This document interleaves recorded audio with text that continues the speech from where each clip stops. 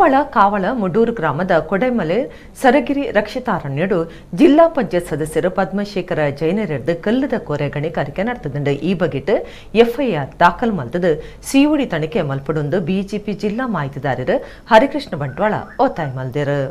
ದಕ್ಷಿಣ ಕನ್ನಡ ಜಿಲ್ಲಾ ಬಿಜೆಪಿ ಮಾಹಿತಿದಾರ ಹರಿಕೃಷ್ಣ ಬಂಟ್ವಾಳ ಗುರುವಾರ ಕುಟ್ಲದ BJP office ಸುದ್ದಿಕುಟ್ಟು ಪಾತಿಡ್ದು Bantwal ಕಾವಳ Moodur ಗ್ರಾಮಡು ಕರಿನ 16 ವರ್ಷಲಿಡ್ದು ಭಾರಿ ಮಲ್ಲನ್ ಹಗರಣ ನಡೆತೊಂದುಂಡು.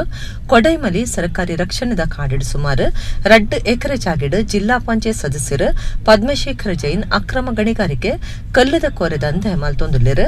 ಕಂದಾಯ ಇಲಾಖೆ, ಪರಿಸರ ಇಲಾಖೆ, ಗಣಿ ಇಲಾಖೆ ಕಣ್ಣು ಮುಚ್ಚಿದು ಕುಲ್ಲುದುಂಡಾಯಿ ಅಧಿಕಾರಿಲೇನ್ ಪತ್ತೊಂದು ಜನಕ್ಲೆನ ಅಂದಾಜಿದಂಜ 200 ಕೋಟಿ ರೂಪಾಯಿ ಹಿಡ್ದಲ ಮಿಕ್ಕದು ಕಾಸು ಮಲ್ದಿರನ್ ದೂರಿಯರು. ರಡ್ಡು ಸರತ್ತ ಎನ್ಮೇಟ್ ವಿಎಸ್ ಆಚಾರ್ಯರು ಜಿಲ್ಲಾಧಿಕಾರಿಗೆ ಆದೇಶ ಕೊಡದು ಅಕ್ರಮ ಗಣಿಗಾರಿಕೆ ಒಂತಾಯ ಹಿಂದಿದ್ದರು. ರಡ್ಡು ಸರತ್ತ ಒರ್ಬೇಟ್ ಅಪಗದ ಜಿಲ್ಲಾಧಿಕಾರಿ ಸರ್ಕಾರಿ ಜಾಗೀಡ್ ಗಣಿಗಾರಿಕೆ ನಿಷೇಧ ಮಲ್ತದ ಪಟ್ಟಾ ಜಾಗೀಡ್ ಮಾತ್ರ ಕ್ರಮ ಪ್ರಕಾರ ಗಣಿಗಾರಿಕೆ ಮಲ್ಪಲೆಂದು ಆದೇಶ ಪಿದಾರ್ಪಾದಿತ್ತಂಡು. ಕೊಡೈಮಲೆ ಅಕ್ರಮ ಗಣಿಗಾರಿಕೆ ಬಗೆಟ್ ಎಫ್ಐಆರ್ ಪಾಡೋಡು ಸಿಒಡಿ ತನಿಖೆ ಕೊರಡೊಂದು ಹರಿಕೃಷ್ಣ ಬಂಟ್ವಾಳ ಒತ್ತಾಯ ಮಲ್ತರು.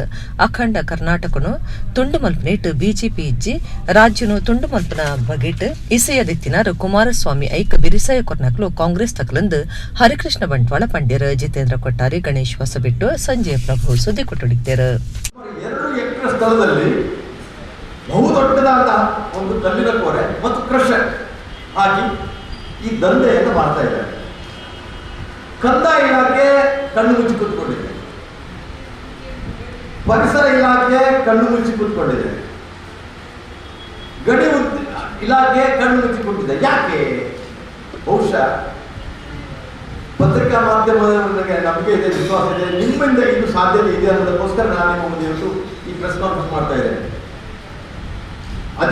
ಕಂದಾಯ ಅಧಿಕಾರಿಗಳನ್ನು ಹಿಡ್ಕೊಂಡು, ಪರಿಸರ ಇಲಾಖೆ ಅಧಿಕಾರಿಗಳನ್ನು ಹಿಡ್ಕೊಂಡು, ಗಣಿಗಾರಿಕೆಯ ಇಲಾಖೆಯ ಅಧಿಕಾರಿ ಹಿಡ್ಕೊಂಡು ಅವರನ್ನು ಶಾಮೀಲುಗೊಳಿಸಿ ಈ ದಂಧೆಗೆ ಸುಮಾರು 100 ಕೋಟಿ, ಜನರ ಪ್ರಕಾರ ಸುಮಾರು 200 ಕೋಟಿಯಷ್ಟು ಸಂಪತ್ತನ್ನು ಅಲ್ಲಿಂದ ಲೂಟಿ ಮಾಡಿದ್ದಾರೆ ಅನ್ನೋದು ಅಲ್ಲಿ ಬಂದು ನೋಡಿದರೆ ಗೊತ್ತಾಗುತ್ತೆ.